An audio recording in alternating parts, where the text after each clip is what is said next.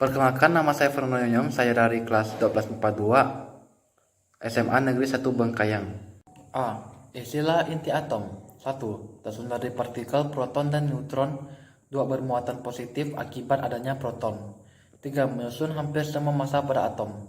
4. Menyusun hanya sebagian kecil volume ruang pada atom. 5. Dikelilingi oleh kulit atom yang berisi elektron. 6. Pada unsur radioaktif, inti atomnya tidak stabil dan dapat meluruh menghasilkan unsur atom lain. Semua inti atom pada sastra tersusun atas 1. Proton, yaitu partikel yang bermuatan positif dengan massa 1 satuan atom. 2. Neutron, yaitu partikel tak bermuatan atau netral dengan massa 1 satuan atom. Jadi massa satuan atom terkonsentrasi pada inti atom. Dalam inti atom terdapat beberapa unsur, di antaranya 1. Isotop, yaitu inti-inti yang memiliki nomor atom sama. Isoton, yaitu inti-inti yang memiliki jumlah neutron sama. Isobar, yaitu inti-inti yang memiliki nomor massa sama. Sedangkan inti atom juga memiliki massa. Massa inti atom selalu lebih kecil dari jumlah massa nukleon penyusunnya. Gaya dan kestabilan inti. Tidak setiap gabungan proton dan neutron membentuk inti atom stabil. Stabilitas inti atom ditentukan oleh perbandingan antara jumlah proton dan neutron, inti atom, dan inti berat. Energi ikat inti. Massa total inti atom terdapat lebih kecil kemungkinan massa penyusunannya. Hal ini menunjukkan bahwa pada suatu pesanan inti ada sejumlah massa proton dan neutron yang hilang. Massa yang hilang berubah menjadi energi yang mengikat proton dan neutron menjadi inti atom. Energi ini disebut energi ikat inti. Reaksi inti. Reaksi inti merupakan reaksi yang terjadi jika suatu inti atom induk ditempa dengan partikel yang berenergi dan menghasilkan inti baru atau inti anak diserta pelepasan sejumlah energi. Reaksi inti dapat menghasilkan energi sangat besar. Oleh karena itu, reaksi inti pernah disalahgunakan sebagai senjata pemusnah massal dalam perang. Peristiwa bom atom di kota Hiroshima dan Nagasaki, Jepang, menunjukkan dahsyatnya dampak penyakit ilmu pengetahuan. Reaksi fusi, reaksi fisi. B. Radioaktif.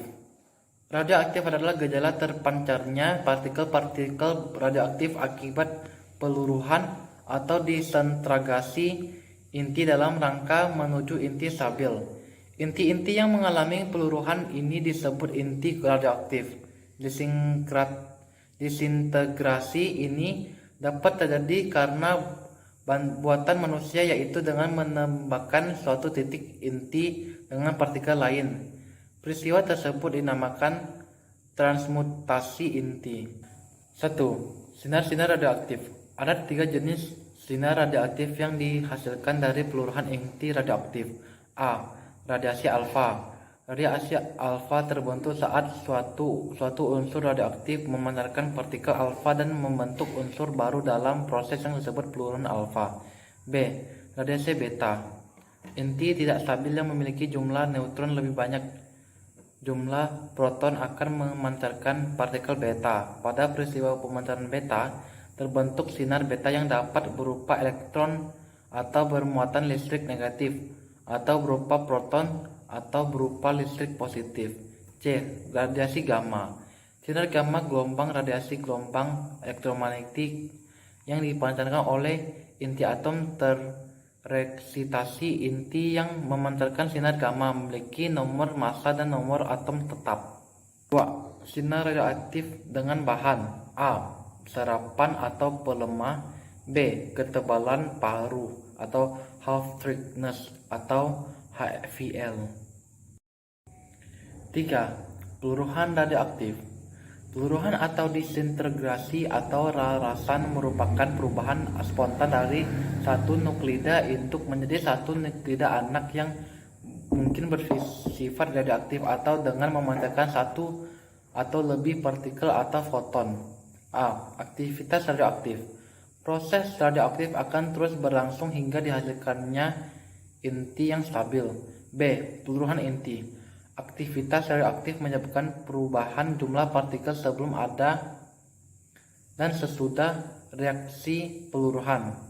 C. Waktu paruh.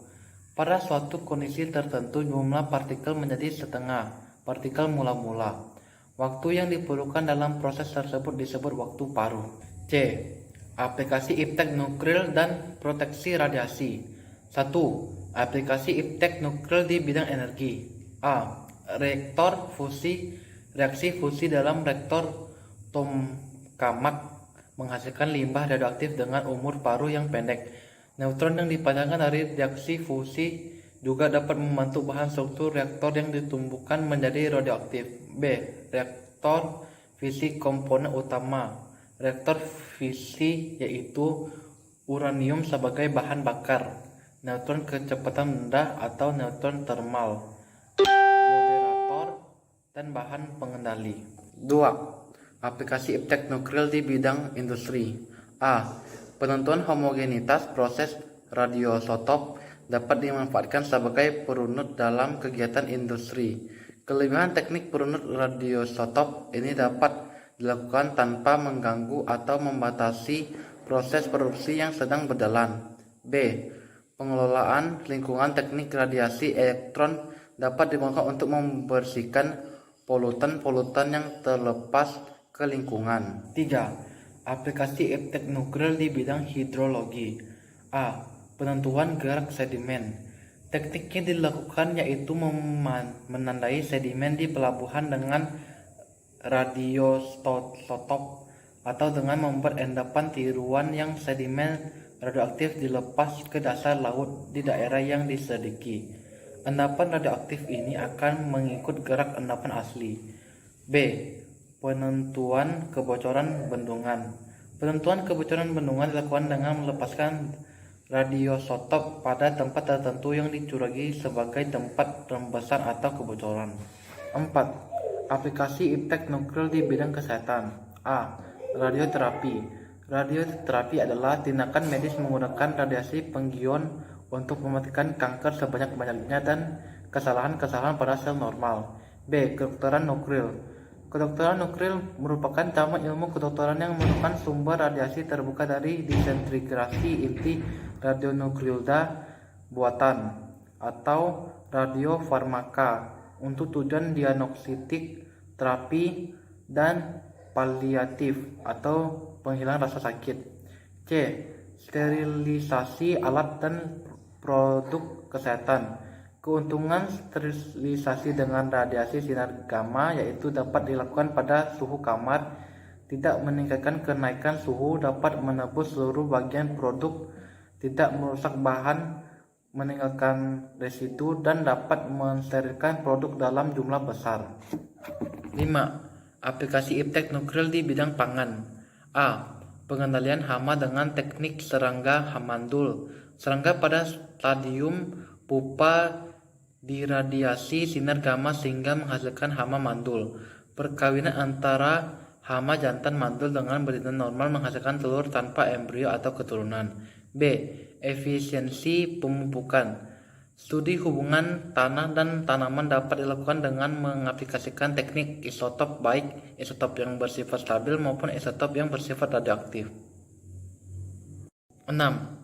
Aplikasi iptek nuklir di bidang peternakan. Penelitian nuklir dalam bidang peternakan mengarah pada peningkatan produksi ternak, perbaikan sistem kesehatan dan manajemen ternak. Keuntungan penggunaan teknik nuklir dalam bidang peternakan yaitu kepekaan deteksi tinggi, akurat, efektif, efisien, dan aman dan ekonomis. 7. Dampak dan proteksi radiasi. A. Dampak paparan radiasi pada umumnya. Efek radiasi dapat mempengaruhi efek stokastis dan efek deterministik.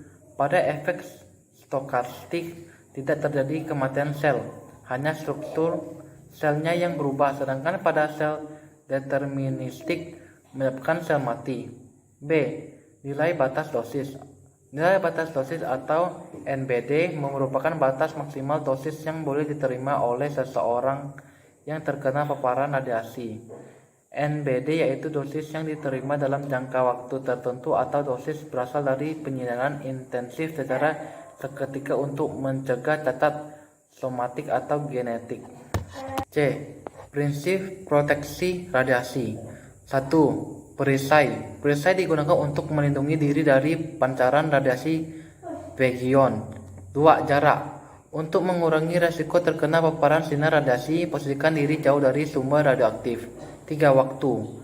Upayakan untuk tidak terlalu lama di dekat sumber radiasi saat proses radiografi. Hal itu dimaksudkan agar dapat mengurangi dosis yang diterima secara proporsional.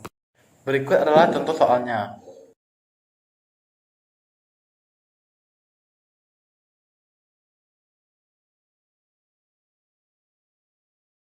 Sekian dan terima kasih.